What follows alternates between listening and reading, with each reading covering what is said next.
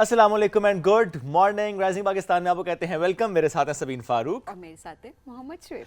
आज प्रोग्राम का आगाज़ हम कर रहे हैं स्याह पट्टियाँ बांध कर, क्योंकि आज 5 अगस्त है, 5 अगस्त 2025। और अगर हम बात करें 5 अगस्त 2019 की, तो कश्मीर की तारीख का स्याह तरीन दिन। जब हम इसकी बात करते हैं, जब भारत ने न सिर्फ आलमी कवानीन को यानी उसकी धज्जियाँ उड़ाई थी, बल्कि आइन को रोंदा था, और जिस तरीके से कश्मीर में जो बुनियादी हुकूक है उसकी खिलाफ वर्जियाँ करते हुए आर्टिकल 370 को रिवोक किया था, यानी जो कश्मीर की खुसूसी हैसियत है उसको ख़त्म किया था, कश्मीर के टुकड़े किए थे।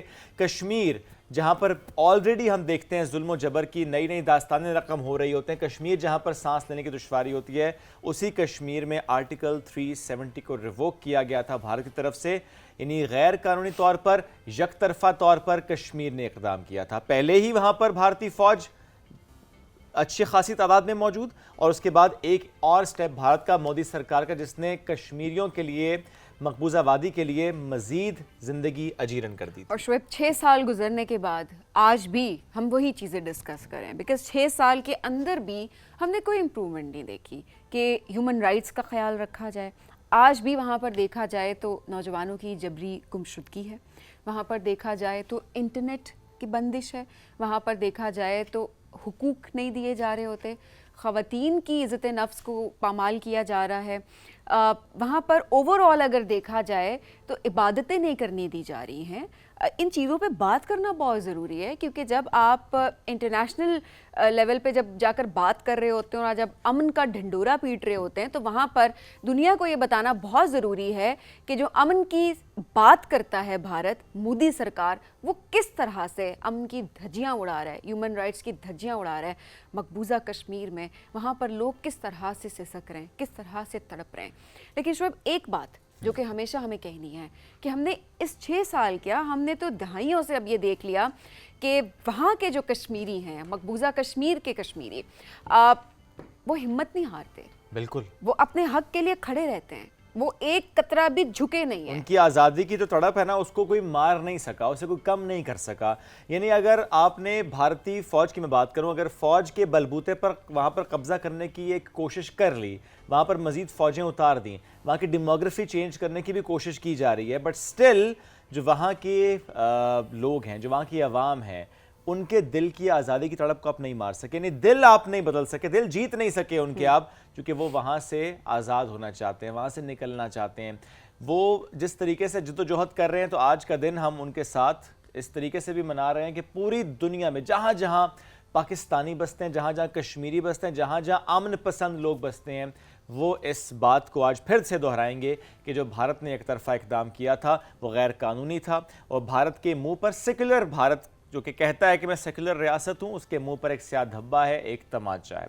सो आज का दिन जिस तरीके से हम पूरा दिन देखेंगे कि ना सिर्फ इस पर बात हो रही होगी, पूरी दुनिया में इस पर एहतजाज भी हो रहा होगा, क्योंकि जब भारत की बात होती है, गैर कानूनी इक़दाम की बात होती है, दुनिया को एक बार फिर याद कराना है, ये याद दहानी करानी है कि जो 6 साल गुजर गए, जो भारत ने वहाँ पर कोशिश की और जो कोशिश जारी किए हुए है भारत, उसको किस तरीके से रोकना है, किस तरीके से कम करना। चूंकि जो भारत का जंगी जुनून है वो किसी सूरत कम नहीं होता, हमेशा उसको हमने बढ़ते देखा है, उसमें हमेशा हमने मुंह के बल गिरते हुए भी देखा बेशक है, ये हमने बार बार देखा है। लेकिन बात वही है कि समझ में आना थोड़ा मुश्किल हमें नज़र आ रहा होता है कि मोदी सरकार की समझ में कुछ बात आ जाए, ह्यूमन राइट्स का ख्याल रखा जा सके। और आज अपने शो में भी आगे चलकर हम इसके बारे में बात करेंगे, एजुकेट करने की कोशिश करेंगे हमारी आज की जनरेशन को भी, ताकि ये जो कश्मीरियों की आवाज़ है ये हमारी आने वाली जनरेशन भी आगे लेके चले।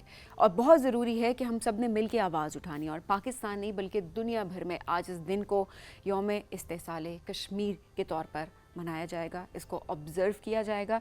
कश्मीरियों के हुकूक की आज हम बात करेंगे, आज किस तरह से वहाँ पर जुल्म हो रहा है, किस तरह से ख़वातीन की रिस्पेक्ट को मद्देनज़र नहीं रखा जा रहा, उनको डिसरिस्पेक्ट किया जा रहा है। इस तमाम पे आज हम शो में भी आगे चल के बात करेंगे। आज हम आप लोगों से भी रिक्वेस्ट ये करेंगे, रिक्वेस्ट आप लोगों से ये है, सोशल मीडिया का इस्तेमाल करें, अपनी आवाज़, उन कश्मीरियों की आवाज़ दुनिया तक पहुँचाएँ। हम बहुत कुछ शेयर कर रहे होते हैं सोशल मीडिया पे, आए दिन हम देख रहे होते हैं, ये मीम शेयर कर दी, ये ट्रेंड बना दिया। हमेशा की तरह हम हर साल वैसे तो देख रहे होते हैं, लेकिन इस साल भी ट्रेंडिंग पे लेकर जाएं कि कश्मीरियों को उनका हक دینا دلوانا بہت ضروری ہے. ان کے حق میں بات کریں, آواز اٹھائیں. بے شک. اور بھارت کے لیے بس ایک جملہ اور کہ ظلم کی فصل جو بھارت نے بوئی ہے وہ بربادی کی شکل میں بھارت ضرور کاٹے گا ایک دن. ہم ایک بریک کی طرف بڑھیں گے, جب بریک سے واپس آئیں گے اس موضوع پر مزید بات بھی کریں گے. Stay with us, this is rising Pakistan.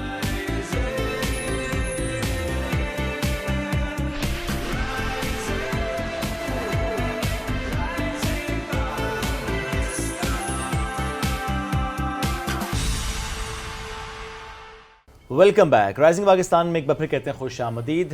یوم استحصال کشمیر آج ہم اس کی بات کر رہے ہیں, اور ایسے میں جو 6 سال جس طرح سے ظلم و جبر کی نئی داستانیں وہاں پر رقم ہوئیں, جو وہاں کے حالات, جو وہاں کے واقعات, اور جس طرح سے وہاں پر سچویشن مزید خراب ہوتی گئی. ہم اکثر یہ بات کر رہے ہوتے ہیں کہ کس طریقے سے ڈیموگرافی کو چینج کرنے کی جو بھارت کی کوششیں ہیں وہ جاری ہیں. آج ہم اس پر بات بھی کریں گے کس طرح سے کشمیریوں کا استحصال وہاں پر جاری ہے. ہمیں جس شخصیت نے جوائن کیا ہے, کشمیریوں کی توانا آواز بھی ہیں, ہیومن رائٹس ایکٹیوسٹ ہیں, مصنف ہیں, کالم نگار ہیں, تجزیہ نگار ہیں, نائلہ الطاف کیانی صاحبہ. ان کو ویلکم کرتے ہیں. السلام علیکم جی, کیسی ہیں آپ؟ تھینک یو سو مچ, آپ نے موقع دیا, الحمدللہ. بہت شکریہ جوائن کرنے کے لیے. نائلہ صاحبہ, 6 سال کس نگاہ سے دیکھتی ہیں آپ جو وہاں کے حالات رہے ہیں اب تک؟ 6 سال تو نئی بات نہیں ہے ہمارے لیے, تو حالات ہمیشہ سے اسی طرح ہی ہیں. جب سے 1947 میں زبردستی ایک ایکسیشن بنائی گئی اور زبردستی ہندوستان نے اپنی فوجیں اتار دی تھی جب کشمیر میں, تو اس کے بعد سے ہماری اسٹرگل تو جاری ہی ہے. اور یہ سب جو معاملات ہیں یہ بھی اسی طرح سے چل رہے ہیں, تو کوئی بہت بڑی تبدیلی نہیں ہے. ہاں یہ ضرور ہے کہ اس طرح جو ایک ڈیموگرافی تبدیل کرنے کی کوششیں کی جا رہی ہیں, اور جس طرح شب خون مارا گیا ہماری ریاست کی خصوصی حیثیت پہ, پرنسلی اسٹیٹ تھی, اور اس کی خصوصی حیثیت پہ جس طرح شب خون مارا گیا, کسی قانون کو, کسی بین الاقوامی قانون کو, کسی باہمی شملہ معاہدے کو اگر آپ دیکھ لیں تو اس کو, جنیوا کنونشنز کو, کسی چیز کی بھی ہندوستان نے پرواہ نہیں کی. کافی عرصے سے ان کا یہی طریقہ ہے, یہی وتیرہ ہے کہ جو ان کا ایک انٹرنیشنل کلاؤٹ ہے, وہ اکنامک کلاؤٹ آپ لے لیں یا ڈپلومیٹک کلاؤٹ لے لیں, اسے استعمال کر کے انہوں نے کشمیریوں کے ساتھ ایسا کیا ہے. باقی جو وہاں پر ہیومن رائٹس کی سچویشن ہے وہ پہلے بھی کوئی بہت اچھی نہیں تھی. Obviously it is ورسننگ with every day, لیکن یہ کہ اچھی کبھی بھی نہیں تھی. تو ہم سمجھتے ہیں کہ اسی سلسلے کا, اسی ظلم و ستم کا تسلسل ہے جو 1947 سے جاری تھا. اچھا, واقعی ہم 1947 کی آپ بات کر رہے ہیں, وہ ابھی تک ہم حالات تو وہی دیکھ رہے ہوتے ہیں, اور واقعی اس میں ہم نے کوئی تبدیلی نہیں بلکہ اس میں شدت ہم نے دیکھی ہے. کس طرح سے ہیومن رائٹس کو وائلیٹ کیا جا رہا ہوتا ہے, یہ ہم نے ہمیشہ اس کی انٹینسٹی بڑھتے ہوئے دیکھی ہے, بیکاز یہ سچویشن ہم سب کے سامنے ہے. بٹ ان 6 سالوں کی اگر بات کی جائے تو ظاہر سی بات ہے کہ حق لے لیا گیا, ایک اور حق لے لیا گیا. ایسے میں کیا انٹرنیشنل فورمز پہ اسی طریقے سے بات ہو رہی ہے جس طریقے سے بات ہونی چاہیے, یا مزید گنجائش کیا آپ کو لگتی ہے کہ مزید بات ہونی چاہیے اور انٹرنیشنل فورمز پہ کنڈیم کرنا چاہیے اس کو؟ بیسکلی جو ایشو ہوا وہ یہ کہ 370 ہندوستان کے آئین کا ایک آرٹیکل تھا, آپ سب کو معلوم ہے. اس کے اندر ایک پروویژن تھی 35A, جس سے ہم زیادہ کنسرنڈ ہیں. 35A ایک ایسی پروویژن تھی جس میں جو سو کالڈ ایکسیشن جو بھی ہوئی تھی, اس میں بھی جو کشمیریوں کے اپنے لاز تھے وہ قائم رکھے گئے تھے. انہیں ہم اسٹیٹ سبجیکٹ لاز کہتے ہیں. ان کے مطابق ہماری جو اسکالرشپس تھیں ان پہ ہمارا اپنا رائٹ تھا. ان کے مطابق زمین ہماری جو ہے وہ کوئی غیر کشمیری آ کر خرید نہیں سکتا تھا. اور آپ کو یاد رکھنا چاہیے کہ آزاد کشمیر میں یہ رولز ابھی بھی ہیں. ان کا نام 35A نہیں ہے, ہمارے اپنے آئین کے مطابق ان کا نام اور ہے, اسٹیٹ سبجیکٹ رولز ہی ہیں. لیکن پاکستان ہمارا کتنے اچھے تعلقات ہیں, بڑے بھائیوں کی طرح ہے, لیکن پاکستان سے کوئی کشمیر میں جا کر, آزاد کشمیر میں جا کر زمین نہیں خرید سکتا. اچھی بات یہ ہے کہ اس سے پاکستان کے لوگوں کو ریزنٹمنٹ نہیں محسوس ہوتی, کیونکہ وہ ہمیں اپنا حصہ سمجھتے ہیں, وہ ہم سے مخالفت یا مخاصمت نہیں رکھتے, جبکہ ہندوستان میں اس بات کو لے کر ہمیشہ جھگڑا رہا. اس کے علاوہ پھر یہ ہوتا ہے کہ جب یہ راستہ کھل جاتا ہے تو پھر ڈیموگرافک چینجز آنا شروع ہو جاتے ہیں, جس کے لیے ہم کنسرنڈ ہیں. اسی طرح جو ہماری اپنی جابس تھیں کشمیر کے اندر, جو مقبوضہ کشمیر کے اندر جابس تھیں, ان پر ریاست کے اپنے لوگوں کا رائٹ تھا. تو جو آپ کے انڈیجنس ریسورسز تھے وہ آپ کے پاس تھے. 35A کے ہٹ جانے سے یہ سب کچھ ختم ہو گیا, اور وہ جو ایک تھوڑا سا بلینکٹ تھا آپ کو سپورٹ کرنے کا, وہ ختم ہو گیا. باقی انٹرنیشنل قوانین کی یا انٹرنیشنل فورا کی جو آپ بات کرتی ہیں, اس میں یہ ہے کہ ہندوستان نے کوشش تو یہ کی تھی کہ وہ ایک جو ان کی ہمیشہ سے کوشش ہے کہ وہ انٹرنل ایشوز کو ایکسٹرنلائز کرنے کی کوشش کرتے ہیں، جیسے کہ کشمیر میں جو پرابلمز ہیں وہ ان کی مس گورننس کی وجہ سے ہیں، بیڈ گورننس کی وجہ سے ہیں. جب ان کا کوئی ریٹیلیشن آتی ہے یا اس کا کوئی جواب کشمیریوں کی طرف سے آتا ہے تو اسے وہ پاکستان پہ ڈال دیتے ہیں کہ یہ باہر سے کراس بارڈر ہو گیا وغیرہ وغیرہ. اسی طرح وہ یہ کرتے ہیں کہ جو ایک ایکسٹرنلائز ایشو ہے، جو گلوبل ایشو ہے کشمیر کا، اسے انٹرنلائز کرنے کی کوشش کرتے ہیں. یہ گلوبل ایشو ہے، اس کو پوری دنیا مان چکی ہوئی ہے، لیکن ہندوستان کی کوشش ناکام ہوئی ہے. آپ نے اگر غور کیا ہو، دیکھا ہو تو 2019 کے بعد الٹا جو کشمیر کا ایشو ہے وہ انٹرنلائز نہیں رہا، بلکہ وہ پوری دنیا میں پھیل گیا ہے. اور دوبارہ سے جو پاکستان کی کوشش تھی، جو ہماری اپنی کوشش تھی کہ انٹرنیشنل فورمز پہ اس کا ذکر ہو، اس کے بارے میں بات ہو، وہ زیادہ ہو گیا ہے. تو ایسا نہیں ہے کہ انٹرنیشنل فورمز پہ بات نہیں ہوتی. باقی پھر آپ کو معلوم ہی ہے کہ آج کل دنیا میں جو انٹرنیشنل لبرل آرڈر ہے وہ سارے ڈیگریڈیشن کا شکار ہے، اور ہیومن رائٹس کی اس طرح سے بات نہیں ہو رہی دنیا میں جس طرح سے ہونی چاہیے. اور جو ہمارا رائٹ ٹو سیلف ڈٹرمنیشن ہے، آلدو یہ اگریڈ اپون ہے، لیکن اس کو دینے کے بارے میں فوری طور پر کچھ نہیں ہو رہا. یہاں تک ٹھیک ہے، فوری طور پہ جو نہیں ہو رہا، چونکہ conventions are there, international laws are there, just because کہ وہ جو ڈپلومیٹک کنیکشنز یا اکنامک یا ویسٹرن انٹرسٹ کہہ لیں، اس کی وجہ سے صرف یہ نہیں ہو پا رہا. ویسے بھی جیسے کہ میں نے آپ کو کہا کہ ایک تو یہ بہت بڑی بات ہے جو آپ نے کہی، بالکل ٹھیک بات ہے کہ جو ہندوستان کا ایک ڈپلومیٹک اور اکنامک کلاؤٹ ہے جس کے بارے میں ہم بار بار بات کرتے ہیں، اسے ہندوستان ایک لیوریج کے طور پر استعمال کرتا ہے پاکستان کے خلاف بھی اور آبویسلی کشمیریوں کے خلاف بھی. لیکن وہ ایکسپوز ہوتا ہے دنیا بھر میں. ابھی آپ نے دیکھا کہ یو کے پارلیمنٹ میں جس طرح ہندوستان کے بارے میں ان کے جو ٹرانس نیشنل ریپریشنز کے بارے میں ایک رپورٹ آئی ہے، یہ بہت سیریس بات ہے، کیونکہ برطانیہ کوئی چھوٹا سا ملک نہیں ہے، وہ ایک بہت بڑی جمہوریت کی ماں اس کی پارلیمنٹ کو کہتے ہیں. تو وہاں کی پارلیمنٹ میں اس طرح کی ایک رپورٹ آنا، اس طرح سے ہندوستان کا بے نقاب ہونا اور ان کا نیشنل آرکائیوز کا حصہ بننا، یہ چھوٹی سی بات نہیں ہے. تو ہندوستان بے نقاب تو بالکل ہوتا ہے، بار بار ہوتا ہے. باقی آپ فلسطین کے حالات دیکھتے ہیں، باقی دنیا کے حالات دیکھتے ہیں، ایون آپ یوکرین دیکھتے ہیں کہ آلدو تمام یونائٹڈ نیشنز، تمام جو ویسٹرن سٹیٹس ہیں وہ ان کے پیچھے کھڑی ہیں، لیکن اس کے باوجود وہ سب کچھ کر نہیں پا رہی جس طرح کے ہونا چاہیے تھا. یوکرین میں بھی، فلسطین تو چلو آپ کہہ سکتے ہیں کہ بائسڈ ہے لوگوں کا رویہ اور مسلمان ملک ہے، اسٹیٹ ہے وغیرہ. اسی طرح کی وجوہات کی بنا پر جو کشمیر کا مسئلہ ہے وہ اس طرح ٹیک اپ نہیں کیا جا رہا. لیکن اس کی پازیٹیو سائڈ یہ ہے کہ کسی ملک نے کبھی بھی ہندوستان کا کشمیر پہ رائٹ جو ہے اس کو نہیں مانا ہے. تو لہٰذا اس کا مطلب یہ ہے کہ انٹرنیشنل جو قوانین ہیں وہ آپ کے خلاف نہیں ہیں. ابھی نہیں صحیح تو کبھی اور صحیح. زمینی حقائق کسی بھی وقت بدل جاتے ہیں. کسی وقت پاکستان ایک بہت امپورٹنٹ ملک ہوا کرتا تھا، بنیان المرصوص کے بعد ہم دیکھتے ہیں کہ دوبارہ سے ہماری سچویشن، پاکستان کی سچویشن دنیا کے افق پر بہت بہتر ہے. لہٰذا یہ جو زمینی حقائق ہوتے ہیں ان کی بیس پر آپ آزادی کا فیصلہ قوموں کی نہیں کرتے، یہ کسی بھی وقت بدل جاتے ہیں. اچھا، ایسے میں جب ہم وہاں کے حالات کی بات کرتے ہیں، ہم اکثر یہ رپورٹ بھی کر رہے ہوتے ہیں کہ انٹرنیٹ کی بندش، سم ٹائمز انٹرنیٹ ہے، سم ٹائمز اویلیبل نہیں ہے. بالخصوص وہاں کے جو نوجوان ہیں ان کی جبری گمشدگیاں، جو توانا آواز ہوتی ہے اس کو غائب کر دیا جاتا ہے. خواتین کے ساتھ جس طرح کا وہاں پہ سلوک ہے یہ بھی ہم سب کے سامنے. دیر از سو مچ جو کہ رپورٹ بھی نہیں ہوتا. حریت لیڈرز، یس، وہ تو ہمارے سامنے سچویشن ساری ہے ہی. اب ایسے میں جو ایک بات جو کہ آرٹیکل 370 کی ہم بات بھی کرتے ہیں، اس کے بعد جو وہاں پر ڈیموگرافی چینجز کی کوشش کی جاتی رہی کہ بہت سے ہندوؤں کو وہاں پر آ کر بسانا، کہ تاکہ ڈیموگرافی چینج ہو جائے. پھر بہت سے اور ایشوز بھی رپورٹ ہوئے کہ شادیاں بھی، تاکہ چیزیں بدلتی جائیں. اور کتنا بدلا؟ کوئی ایسی رپورٹس آئیں ہم تک؟ کیونکہ بہت سی چیزیں آ بھی نہیں پاتی. دیکھیں، جو آپ نے ذکر کیا کہ وہاں سے رپورٹس اچھی طرح نہیں آ پاتی، تو بالکل ٹھیک بات ہے. آپ نے اور سبین نے بالکل صحیح ذکر کیا کہ وہاں پہ ہماری تمام جو آزادی پسند قیادت ہے، وہ حریت قیادت ہو یا کوئی بھی اور جو ڈسینٹ کی آواز ہو، وہ سب تو جیلوں میں ہے.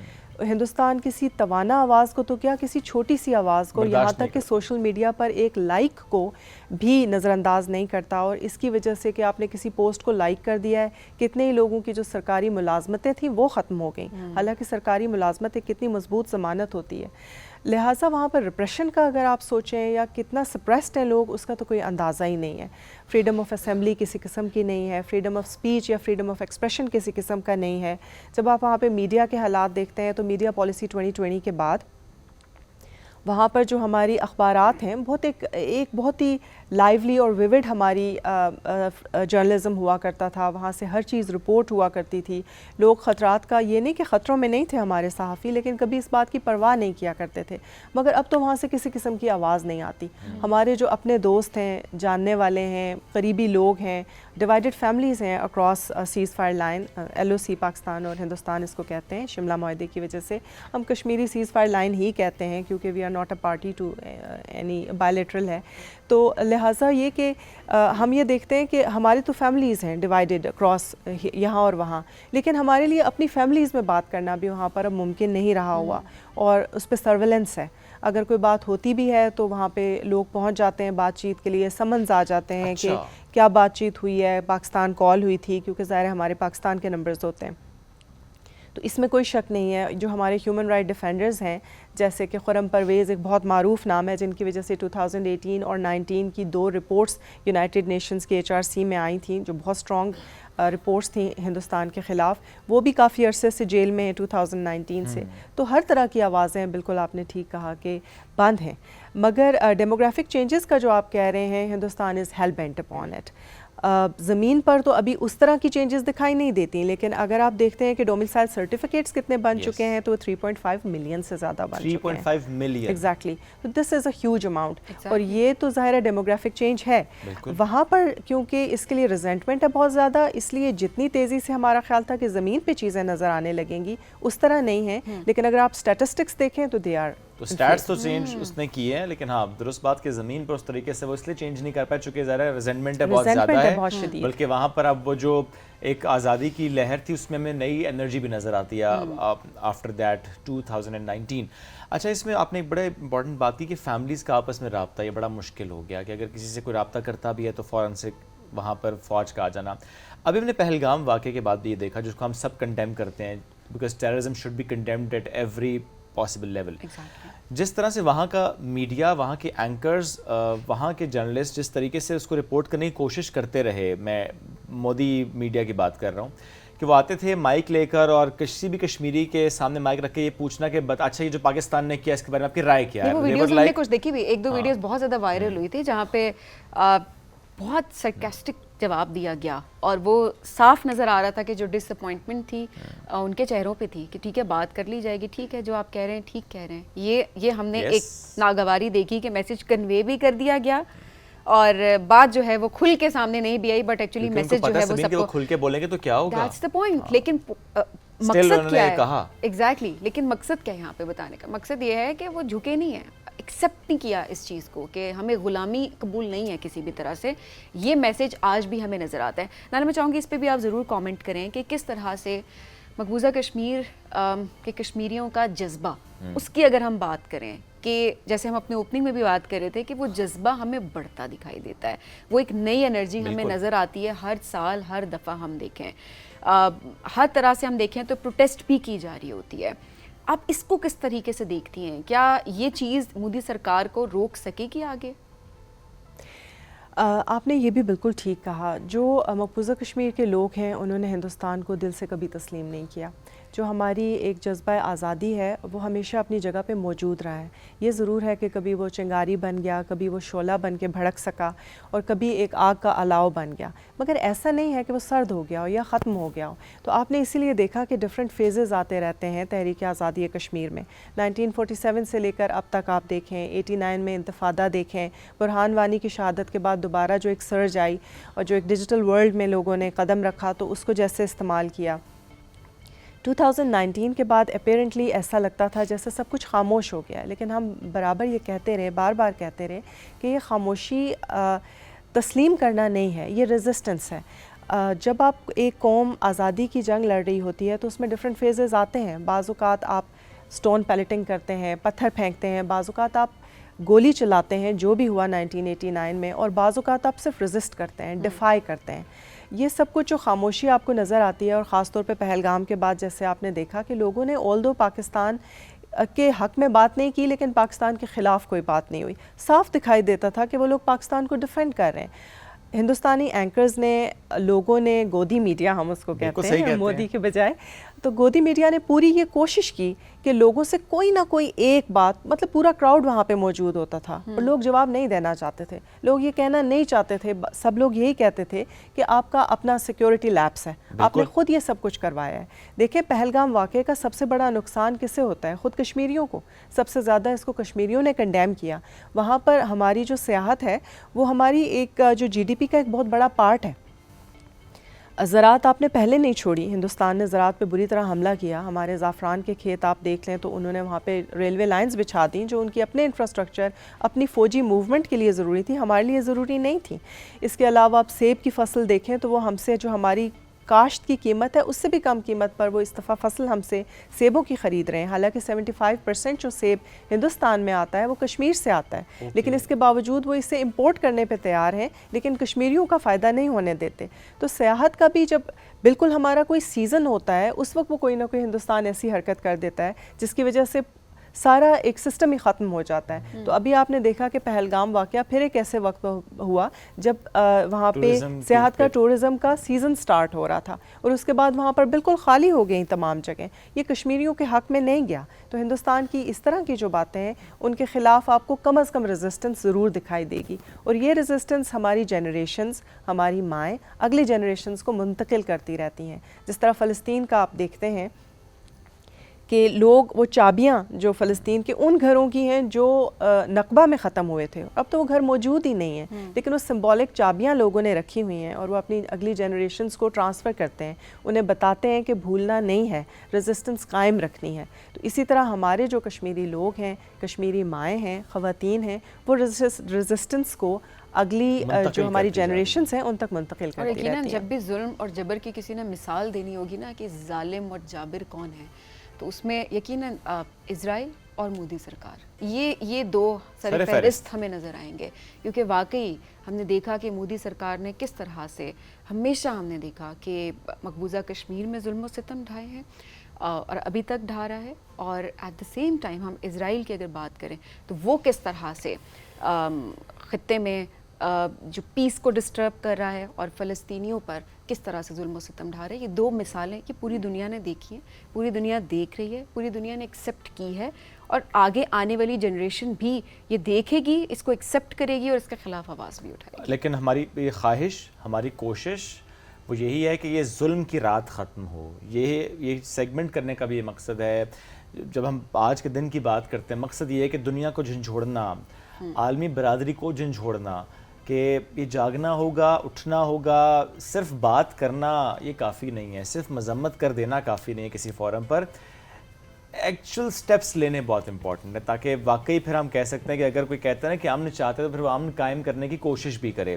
نالا صاحب بہت شکریہ, ساتھ موجود تھیں, آپ سے گفتگو ہوئی, اور جس طرح سے آپ نے ایک جملہ کہا نا کہ وہاں کی مائیں اس جذبے کو منتقل کر رہی ہیں, تو وہ مائیں اپنا کام کر رہی ہیں, وہاں کے نوجوان, وہاں کا ہر فرد, ہر بچہ اپنا کام کر رہا ہے. ہمیں بھی اپنا کام کرنا ہے تاکہ دنیا تک ان کی آواز پہنچ سکے. اگر بھارت اس کے راستے میں ایک رکاوٹ ہے, آواز نہیں پہنچنے دیتا, دبا دیتا ہے, تو ہمارا فرض ہے کہ ہم اس آواز کو توانا کریں, اس آواز کو بڑھائیں اور آپ دنیا تک پہنچائیں. بریک کی طرف بڑھیں گے, بریک سے واپس آئیں گے. رہیے ساتھ, یہ ہے رائزنگ پاکستان.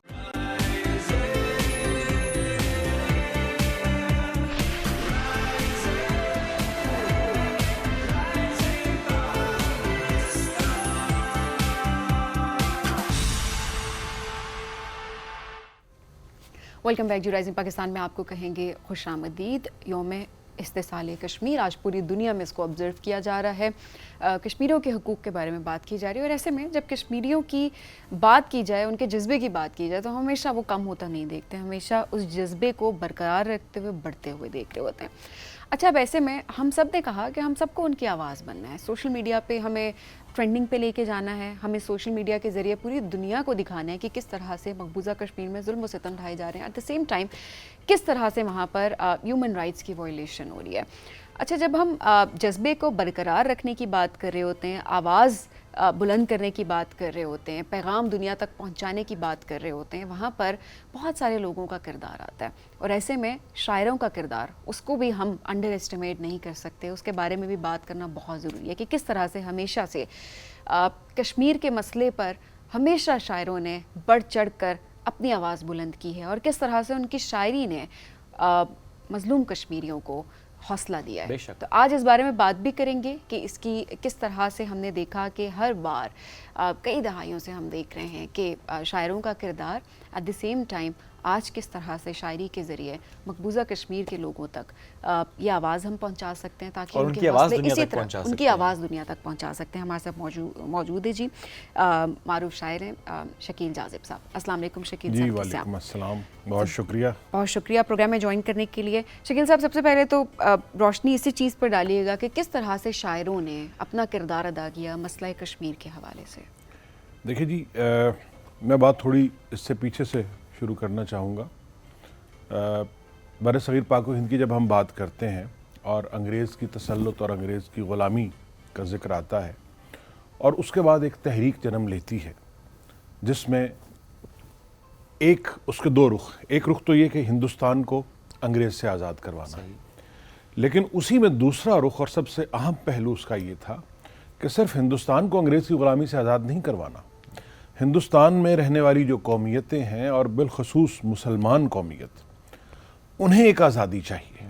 انہیں اپنی زندگی, اپنی مرضی, اپنے آئیڈیلز اور اپنے اعتقاد اور اپنے ایمان کے مطابق گزارنے کا حق حاصل ہونا چاہیے. یہ بنیادی نقطہ تھا جو آج تک بھی, جس کو اگر جب ہم کہتے ہیں کہ کشمیر جو ہے یہ تقسیم ہند کا ایک نامکمل ایجنڈا ہے یا اس کا ایک نامکمل پارٹ ہے, تو اس کی بنیادی وجہ یہ تھی کہ اس کنسپٹ میں یہ تھا, اس خیال میں یہ تھا کہ جو انگریز اگر چلا جاتا ہے آج یہاں سے, تو اس کے بعد جو جمہوریت کا ایک بنیادی اصول ہے اس کے تحت مسلمان چونکہ نمبر میں کم ہیں, تو یہ نہ ہو کہ ایک غلامی سے نکل کر مسلمان دوسری غلامی میں چلے جائیں, وہ انگریز کی غلامی سے نکل کر ہندو کی غلامی میں چلے جائیں, جو کہ اس وقت جو کانگریس اور ہندو رہنما یا جو ایک جس کو ہم ہندتوا جو آج کھل کے جو ایک مینٹلٹی سامنے آئی ہے, جسے اس وقت پرسیو کر لیا گیا تھا کہ آنے والے 100 سالوں میں, 150 سالوں میں, 200 سالوں میں ہندو اس انداز سے یہ اپنا ریونج لیں گے یا اس انداز سے مسلمانوں کو انڈرمائن کرنے کی کوشش کریں گے. تو قائد اعظم رحمۃ اللہ علیہ اور ان کے جو ساتھی تھے فورسی کر لیا, انہوں نے یہ فورسی کر لیا تھا اور انہوں نے یہ کہا تھا کہ ہمیں صرف ہندوستان کی آزادی نہیں چاہیے, ہمیں یہاں مسلمانوں کی بھی آزادی چاہیے. اور اس میں پھر یہ بنیادی اصول طے ہوا تھا کہ وہ علاقے جہاں مسلمان اکثریت میں ہیں وہاں مسلمان ایک الگ ملک, ایک الگ ریاست وہ قائم کریں گے. اس کی پوری ایک تاریخ ہے. اب یہ جو آزادی کا ایک جذبہ پیدا کرنا تھا مسلمانوں کے اندر, اور مسلمانوں کے اندر ایک خود اختیاری کا, خود مختاری کا, یا ایک اپنی ایک جاگنے کی جو ایک کیفیت ہے, تو ہم سب کو پتہ ہے کہ اس زمانے کے جو ہمارے مفکرین تھے, جو شعراء تھے, جس میں سر فہرست علامہ اقبال کا نام ہے, اس کے علاوہ مولانا ظفر علی خان ہیں یا اور بہت سارے دوسرے لوگ ہیں جو تحریک آزادی میں ایک ہراول دستے کے طور پر انہوں نے حالی, اس سے اگر ہم پیچھے چلے جائیں تو مولانا حالی کی جو بنیادی نظمیں ہیں جنہوں نے مسلمانوں کو ان کے خواب غفلت سے جگانے کی کوشش کی. تو ہمیشہ سے شعراء اور ادباء جو ہے وہ انہوں نے اس میں عوام کو موبلائز کرنے کے لیے ایک بنیادی کردار رول پلے کیا, اور یہی کام یہ ہوا کہ جب تقسیم ہو گیا ہندوستان اور اس میں پاکستان بن گیا, گو کہ وہ پاکستان وہ نہیں تھا جو پاکستان قائد اعظم نے یا مسلمانوں نے یا مسلم لیگ نے تصور کیا تھا.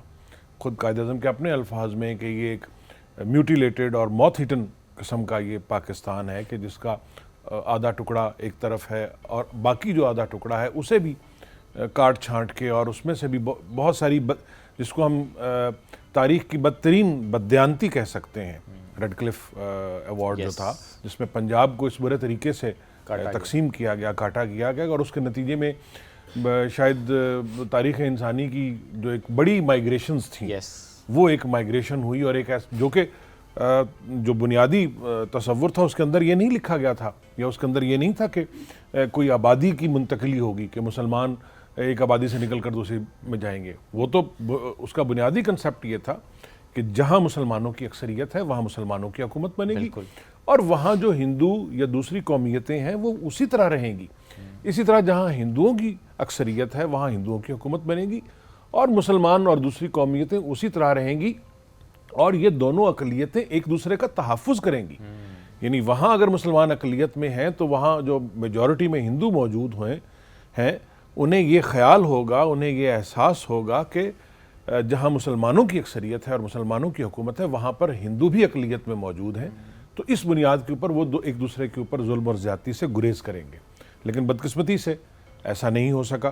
تقسیم ہوئی، تقسیم کے بعد بنگال کو تقسیم کیا گیا، پنجاب کو تقسیم کیا گیا، مائیگریشن ہوئی، اور وہ ایک تاریخ کا ایک ایسا المیہ اور ایک ایسا المناک وہ باب ہے کہ جس کو آج بھی جب ہم یاد کرتے ہیں تو دل خون کے آنسو ہوتا ہے. اسی کا یہ ایک تسلسل یہ تھا کہ وہ علاقے جو ریاستیں تھیں، آزاد ریاستیں تھیں، جو متحدہ ہندوستان کا ایز سچ مین لینڈ کا پارٹ نہیں تھا، تو آزاد ریاستوں کے بارے میں یہ فیصلہ تھا کہ جہاں مسلمانوں کی اکثریت ہے وہ استصواب رائے یا ووٹ کے ذریعے اپنے حق کے خود ارادیت کا فیصلہ کریں گے، اور یہ فیصلہ کریں گے کہ انہوں نے پاکستان میں شامل ہونا یا ہندوستان. دیکھیے 1947 سے لے کے اور آج ہم 2025 میں بیٹھے ہیں، اتنا زمانہ گزر گیا، اور ہندوستان نے اس وقت فوج بھیج کے اور ایک بزور شمشیر جس کو کہتے ہیں وہ تسلط کر کے اور مسلمانوں کی اکثریت کو ان کے حق سے محروم کیا، ان کے حق خود ارادیت سے محروم کیا، اور پھر اپنے حق کے لیے اٹھنے والی آوازوں کو ہر حربہ استعمال کر کے اس کو دبانے کی کوشش کی. اور سب سے بڑا جو ظلم، جیسے ابھی فلسطین کی بھی بات ہو رہی تھی، کہ یہ ایک جو جابر ہوتے ہیں یا جو ظالم ہوتے ہیں ان کا ایک بڑا حربہ یہ ہوتا ہے ظالم اقوام کا کہ وہ نسل کشی کی طرف جاتے ہیں. بالکل. یا وہ یہ کہتے ہیں کہ اگر ایک علاقے میں ایک قومیت آباد ہے تو ایسا طریقہ کار اختیار کیا جائے کہ وہ آبادی کم ہو، اکثریت سے اقلیت میں بدل جائے. تو یہ جب ہندوستان نے یہ دیکھا کہ وہ اب طاقت کے زور پر اس تحریک کو نہیں دبا سکتے، اور آج یہ چوتھی جنریشن ہے کشمیر کی جو اپنی آزادی کے لیے لڑ رہی ہے، اور آج بھی وہ جذبہ اور آج بھی وہ ان کی جو جد و جہد ہے اور تگ و تاز ہے وہ اتنی ہی تازہ ہے جتنی وہ 1947 میں تھی. تھوڑا حصہ جو ہے وہ ہندوستانی تسلط سے آزاد کروا لیا گیا تھا جو آج آزاد ریاست کے طور پر قائم ہے، اور وہ بھی اس بات کی علامت ہے کہ یہ جو فیصلہ تھا، جو تقسیم کا جو فیصلہ تھا، اس کو اس طرح سے امپلیمنٹ نہیں کیا گیا جس طرح سے کہ جس کے اوپر مسلم لیگ اور تمام سیاسی جماعتوں کا اتفاق ہوا تھا. تو یہ جو تحریک ہے وہ شہداء کے خون کے ساتھ، ماؤں کے جذبے کے ساتھ، اور بنیادی مقصد کیا ہے؟ بنیادی مقصد یہ ہے کہ جو مسلمان ہے وہاں پر اس کا یہ دعویٰ ہے، اور یہ بالکل حق بجانب ہے، کہ یہ زمین ہماری ہے، یہاں کے قدیمی باشندے ہم ہیں، یہاں پر حکومت کا، یہاں پر جو اختیار ہے وہ بھی ہمارا ہونا چاہیے، ہماری مرضی ہونی چاہیے کہ ہم نے اپنی زندگی کس طریقے سے گزارنی ہے، ہم نے کیا خواب دیکھنے ہیں، ان خوابوں کی تعبیر کے لیے ہم نے کیا راستہ اختیار کرنا ہے.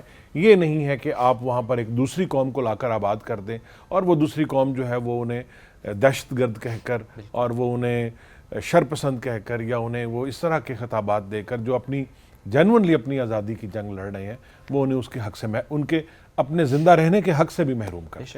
اور اگر شکیل صاحب موضوع سے تو ہم ہٹ جائیں گے، لیکن اگر بھارت نے وہاں پہ حالات کچھ بہتر کرنے کی کوشش کی ہوتی، کوشش کی کا لفظ اس لیے استعمال کروں چونکہ ایک تو کوشش ہی نہیں کی، دوسرا کشمیری اس کو ایکسیپٹ بھی نہیں کرتے، اگر تھوڑی بہت کوشش بھی کی ہوتی وہاں کے انفراسٹرکچر کو لے کر، وہاں کے حالات کو لے کر لوگوں کے دل جیتنے کی کوشش کی ہوتی، جس طرح ہم نے بڑا درست کہا کہ کہیں پر بھی اگر کہیں اکثریت اور اقلیت ہے تو اکثریت کا یہ فرض ہے کہ اقلیت کی حفاظت کرے.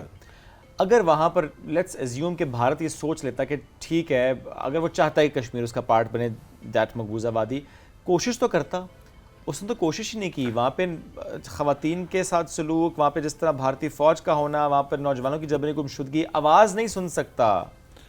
دیکھیے ان کی نیت ہی نہیں تھی، نیت نہیں تھی، یہ بدنیتی پہلے دن سے آیا ہے.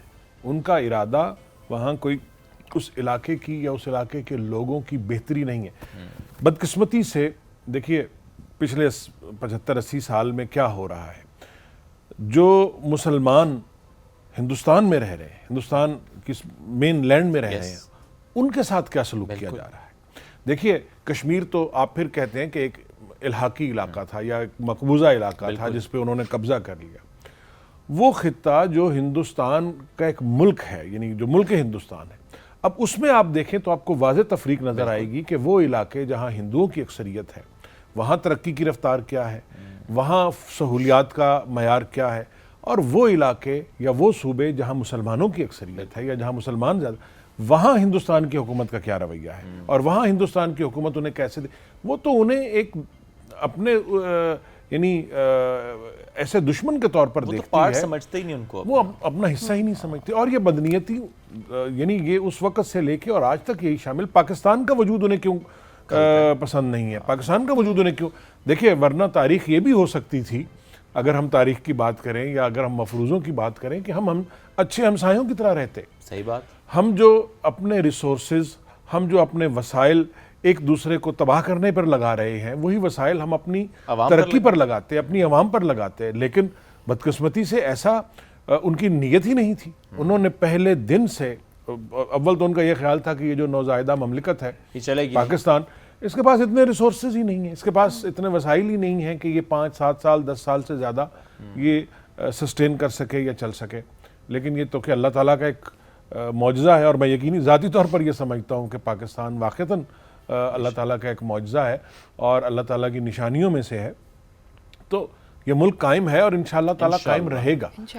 لیکن بھارت کی نیت پہلے دن سے یہ نہیں تھی, وہ تو شروع سے یہ چاہتا تھا کہ, اور اسی لیے اس نے یعنی بجائے اس کے کہ پاکستان کے وجود کو تسلیم کرتا, پاکستان کے وجود کو تسلیم کر کے کہ ٹھیک ہے بٹوارا ہو گیا, گھر میں بھی بٹوارے ہو جاتے ہیں, 2 بھائیوں میں بٹوارے ہو جاتے ہیں, اس کا لیکن اس کے بعد آپ اگر اچھے ہمسایوں کی طرح رہتے تو آج ہندوستان کے حالات بھی مختلف ہوتے, پاکستان کے حالات. سب سے بڑی بات یہ ہے کہ ان کی اکانومی بھی بہتر ہوتی جی ہے, ہاں, لوگوں کے حالات بھی بہتر ہوتے ہیں. دیکھیے جب آپ بدنیتی پر مبنی کوئی عمل کرتے ہیں تو اس کا سب سے پہلا نقصان آپ کو ہوتا ہے. آپ دوسرے کو نقصان بعد میں پہنچاتے ہیں, آپ اپنے آپ کو نقصان پہلے پہنچاتے ہیں. تو بدقسمتی سے بھارت پچھلے 70 سال سے 75 سال سے 78 سال سے یہی کر رہا ہے.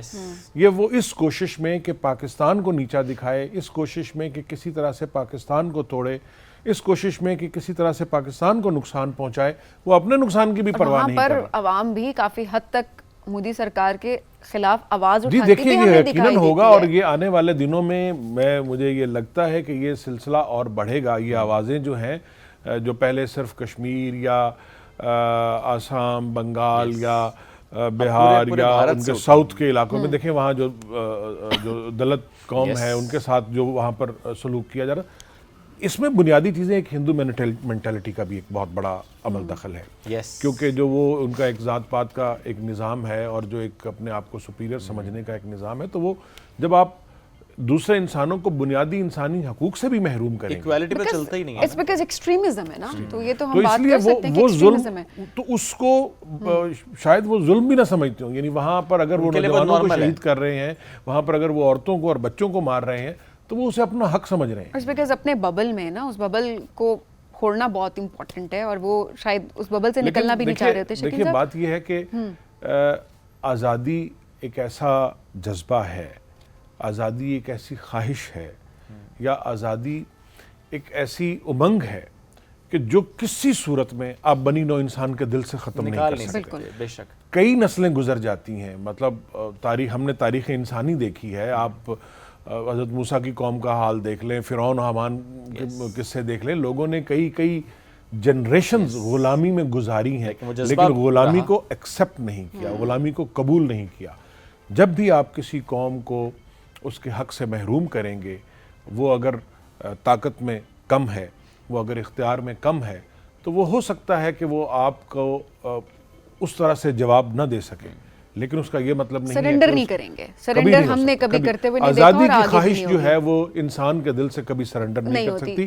انسان کا اس دنیا میں آنا اور رہنا, اس کی ایک سب سے بڑی بنیادی جو اس کے لیے ایک چارم ہے, یا اس کے لیے سب سے ایک بڑی بنیادی جو کشش ہے, وہ یہی ہے کہ وہ ایک ایسا نظام یا ایک ایسی جگہ, ایک ایسی زمین پر رہے جہاں وہ اپنے آئیڈیلز کے مطابق, اپنے خیالات کے مطابق, اس کا حق ہے کہ اس کا بنیادی حق ہے. اقوام عالم کے چارٹر کے مطابق ہر قوم کو یہ حق حاصل ہے, اور یہ پاکستان میں, دنیا کے جتنے بھی آزاد ممالک ہیں, ہر جگہ پر یہ حق حاصل ہے کہ کوئی قوم چاہے وہ کسی بھی فکر سے تعلق رکھتی ہے, وہ سیاسی طور پر اس کا فکر مختلف ہو سکتی ہے، مذہبی طور پر اس کی فکر مختلف ہو سکتی ہے، لیکن آپ کسی کو اس کے زندہ رہنے کے حق سے محروم نہیں کر بالکل ایسا ہی، اور اگر آپ ایسا کرنے کی کوشش کریں گے تو آواز اٹھائی جائے گی. شکیل صاحب، آج کے دن کی مناسبت سے ہم چاہیں گے کہ کوئی کلام اگر آپ پیش جس طرح کرنا شاعروں چاہیں. کا کردار ہے.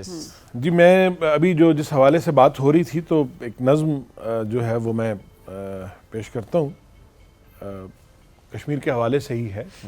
نظم کا عنوان ہے فرد جرم. فرد جرم. کیا میرا جرم ہے، کیا خطا ہے میری، جس کی پاداش میں میرے رات اور دن خوف، دہشت، اداسی کی تصویر ہے. کس لیے ناوک جبر کی زد پہ ہوں، کیوں جہاں بھر کے دکھ میری تقدیر ہے. میری دھرتی کے ٹکڑا ہے فردوس کا، آسماں میرے کوہساروں کو جھک کے تعظیم سے چومتا ہے. میرے دریاؤں سے ہند اور سندھ کی کھیتیاں ہیں ہری. واہ. کس قدر ظلم ہے آج میری زمین، میرے اپنے لیے ہو گئی اجنبی. کیا میرا جرم یہ ہے کہ اپنے لیے، کیا میرا جرم یہ ہے کہ اپنے لیے اپنی مرضی سے فردا کے سپنے بنے. کیا میری یہ خطا ہے میان قفس، طائران چمن کے ترانے سنے. کیا میں مجرم ہوا ہوں فقط اس لیے میں نے چاہا کہ سانسیں میں مرضی سے لوں. کیا میرا حق نہیں جیسے چاہوں جیوں. کیا خبر تھی مفادات کی جنگ میں، خواہشیں جرم ہیں آرزوئیں خطا. رشک خلد بری میرا کشمیر تھا، بوئے گل تھی جہاں موجائے رنگ میں. اب فقط دھول ہے، موت ہے، گرد ہے.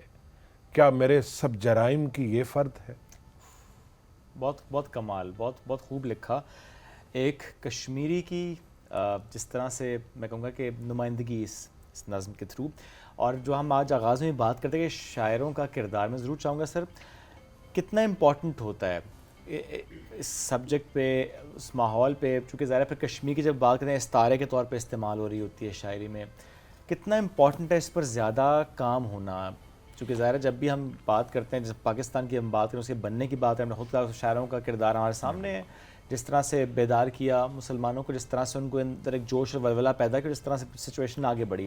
سو ایسے میں اس وقت یعنی آج 78 سال ہو گئے ہیں، شاعروں کا کردار رہا ہے اور کس طرح سے آگے چل رہا ہے. دیکھیے شاید بات یہ ہے کہ دنیا کی کوئی بھی تحریک ہے، کوئی بھی تحریک اٹھا کر دیکھ لیں، بڑی سے بڑی تحریکیں ابھی ماضی قریب میں چلے جائیں، ماضی بعید میں چلے جائیں، ہر تحریک سب سے پہلے فکری سطح پر شروع ہوتی ہے. صحیح بات. اسے کچھ مفکر، کچھ شاعر، کچھ ادیب وہ ویژولائز کرتے ہیں، وہ اس کا ایک خاکہ ترتیب دیتے بالکل، اس ہیں، کا پلاٹ بنا دیتے ہیں. ٹھیک ہے. اس کے بعد اس کے اوپر لٹریچر لکھا جاتا ہے، اس پہ ناول لکھے جاتے ہیں، اس پہ شاعری کی جاتی ہے، اس پہ افسانے لکھے جاتے ہیں، اس پہ مضامین لکھے جاتے ہیں.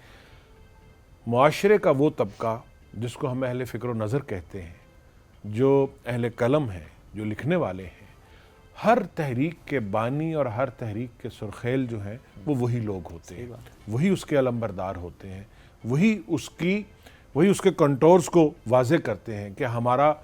دیکھیں عام عوام جو ہوتی ہے نا، عام عوام تحریک چلاتی ہے، لیکن تحریک ہے کیا، تحریک کے مقاصد کیا ہے، فیول تحریک اس کا ایک اعلیٰ اور عرفہ مقصد کیا ہے، اس کے پیچھے فلسفہ کیا ہے، یہ چیز ڈٹرمن کرتی ہے آپ کے فلاسفرز، آپ کے نابغہ روزگار شخصیات جو ہوتی ہیں، اور ان میں شعراء اور ادباء جو ہیں یہ سر فہرست لوگ ہوتے ہیں. اور پھر اس تحریک کا جو تسلسل ہے، ہم ترقی پسند تحریک کی بات کرتے ہیں ادب میں، اگر پچھلے دنوں میں یعنی جو 20ویں صدی کے شروع سے یا 19ویں صدی سے جو تحریکیں چل رہی ہیں، یا اس سے پہلے اگر ہم مسلمانوں کی نشاط ثانیہ کی تحریک کی بات کر لیتے ہیں، یا دنیا کی مختلف جگہوں پہ ان کی تحریکوں کی بات کر لیتے ہیں، تو ہمیں تمام جو بڑے بڑے نام ہیں، جو رائٹرز ہیں، ان میں شاعر بھی ہیں، ان میں ناولسٹ بھی ہیں، وہ تمام وہ انہی تحریکوں کی پیداوار ملتے ہیں. اور بنیادی طور پر یہ تحریکیں جو ہوتی ہیں یہ آپ کو زندگی کا مقصد مہیا کرتی ہیں، آپ کی زندگی کا مقصد متعین کرتی ہیں، ورنہ انسان کی زندگی بے مقصد ہو اس کائنات میں، اس دنیا میں.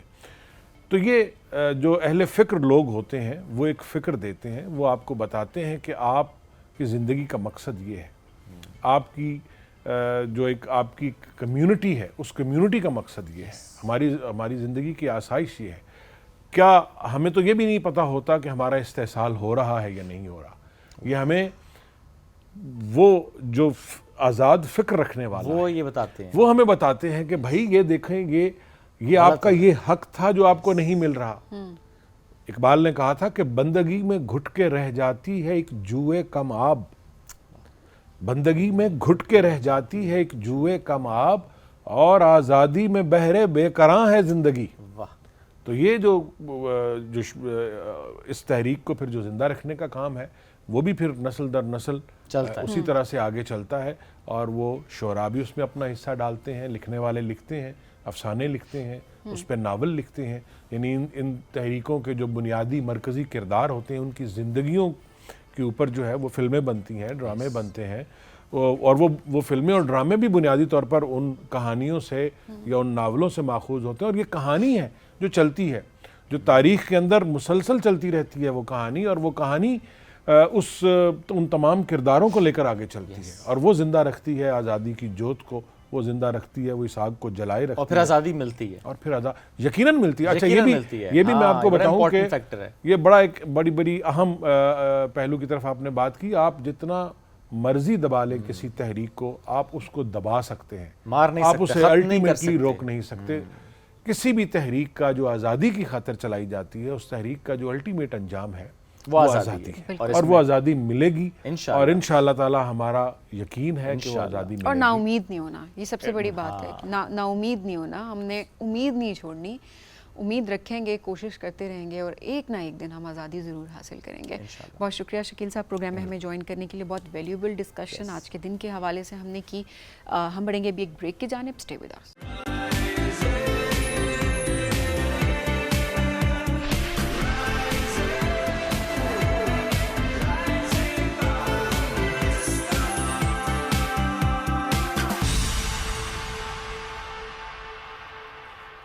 Welcome back. رائزنگ پاکستان میں ایک رائزنگ سٹار آج آپ کی کراتے ہیں ان سے ملاقات. تعلق ہے ان کا واقعات سے. واقعات ویسے بڑا زرخیز ہے, واقعات سے بڑے ٹیلنٹڈ نوجوان یہاں تک پہنچتے ہیں, بہت آگے تک جا رہے ہوتے ہیں ماشاءاللہ. ہے نا, تھینک یو, ہے نا.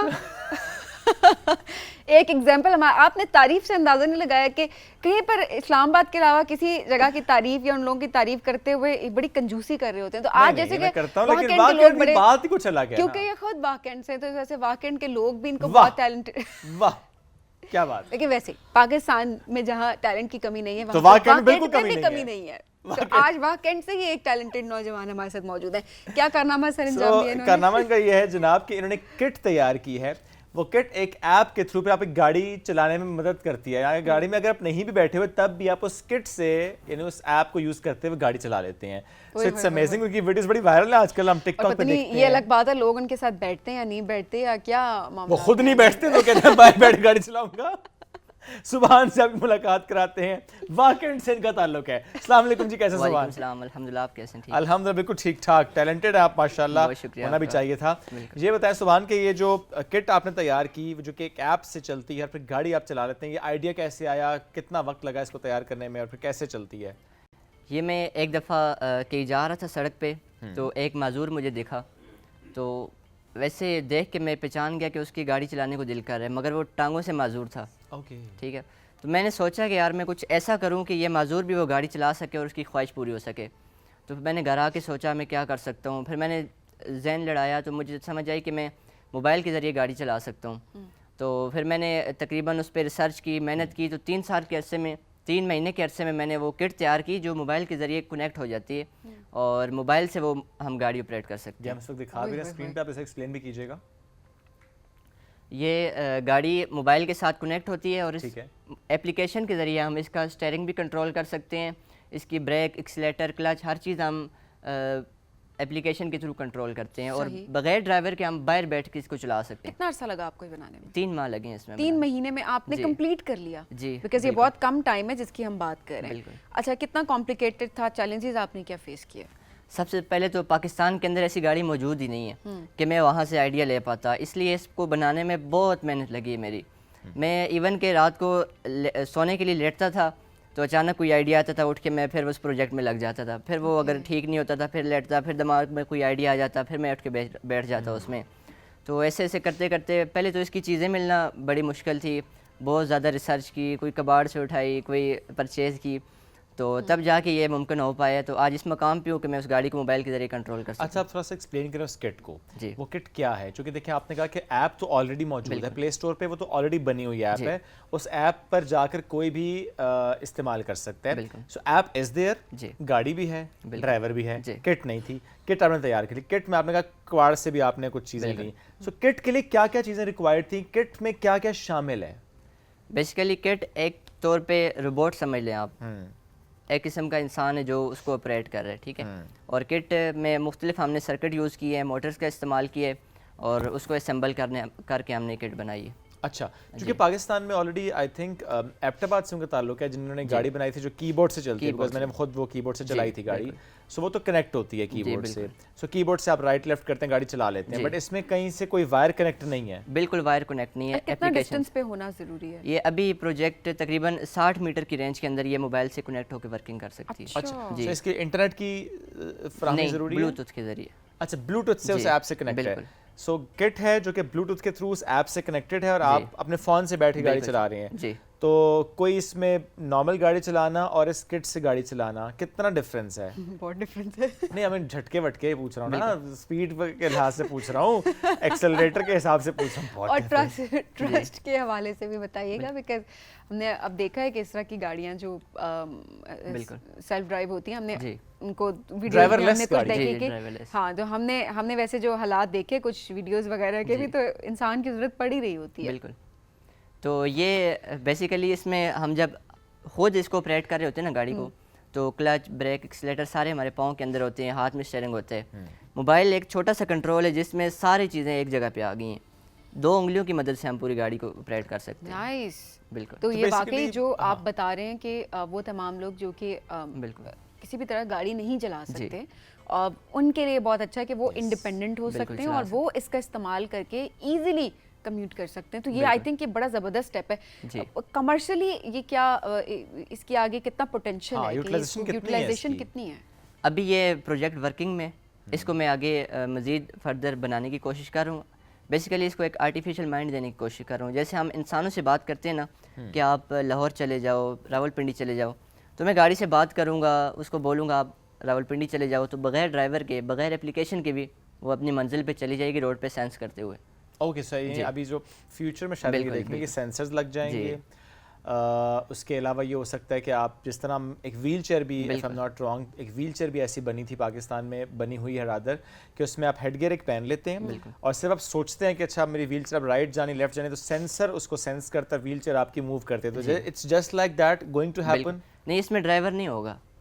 نہیں, کچھ تو کوئی تو بتائے گا نا بھائی. اس کو ہم آرٹیفیشیل مائنڈ دیں گے نا, ایک قسم کا, خود سے جائے گی. جی, کمانڈ دے دی اس کو, کمانڈ, اس کو ہم لوکیشن بتا دیں. کمانڈ دے دینا, کہیں اور نہ نکل جائے وہ. نہیں, کہیں اور نہیں نکلے. اچھا, ویسے شعیب جس طرح آپ ویل چیئر کی بھی بات کر رہے ہیں, اس طرح کے پروجیکٹس جب آ رہے ہوتے ہیں یہ بڑے لائم لائٹ میں آتے ہیں, ہم دیکھتے ہیں پذیرائی ملتی ہے for the time being, but ہم دیکھ رہے ہوتے ہیں کہ کمرشل اسپیکٹ اس کا نظر نہیں آ چکا. جو آپ ویل چیئر کی بات کر رہے ہیں یہ تو واقعی بہت زیادہ کنوینئنٹ بھی ہو سکتی ہے, اور ایسا نہیں کہ ہماری ان تمام انوویشنس میں کوئی پوٹینشیل نہیں ہے, اس میں پوٹینشیل بھی ہوتا ہے. آپ دیکھیں نا سبین, بزرگ افراد ہوتے ہیں اسپیشلی, یا ایون سم ٹائمز آپ کے گھر میں کوئی حادثہ ہو جاتا ہے, کوئی ایسا فرد ہوتا ہے, افراد باہم معذوری, بہت سے لوگ ہوتے ہیں جن کی ریکوائرمنٹ ہوتی ہے کہ ایسی ویل چیئر جو کہ کسی کے اسسٹنس کے بغیر ان کو کہیں پر لے جائے, ان کو انڈیپینڈنٹ کر دے, کہ وہ مال جا سکتے ہیں, وہ کہیں اور جا سکتے ہیں, وہ آفس جا سکتے ہیں, they can do every thing with that one wheel chair. تو اس کی یوٹیلائزیشن تو بالکل ہے. بٹ بات یہی ہے کہ شاید ہمارا بھی ایک مسئلہ یہ ہے کہ ہم باکس سے نہیں نکل پا رہے ہوتے, ہم ذرا ان چیزوں پہ نہیں دھیان دے رہے ہوتے. ہم کہتے ہیں اچھا ٹرسٹ نہیں ہے, اور اپنی بنائی ہوئی چیزوں پہ ہمیں ٹرسٹ اکثر نہیں ہو رہا ہوتا. تو میرا خیال ہے ان چیزوں پہ کام بھی ہونا چاہیے, بیکاز ہمارے نوجوان بہت ٹیلنٹڈ ہیں, پاکستان میں بہت ٹیلنٹ ہے, اور جب ہم کوئی چیز ایسی بنا لیتے ہیں, کوئی ایسی انوویشن آتی ہے, تو مجھے لگتا ہے اس کو سپورٹ بھی کرنا چاہیے اور اس کو کمرشلی بھی سامنے لانا چاہیے, سو دیٹ ان چیزوں کا فائدہ بھی ہو سکے آگے لوگوں کو. اچھا, ویسے یہ وہی ہیں جو اکثر ہم ویڈیو دیکھ رہے ہوتے ہیں شعیب, ویڈیو جو ہم نے کچھ عرصہ پہلے بھی ایک ویڈیو دیکھی تھی,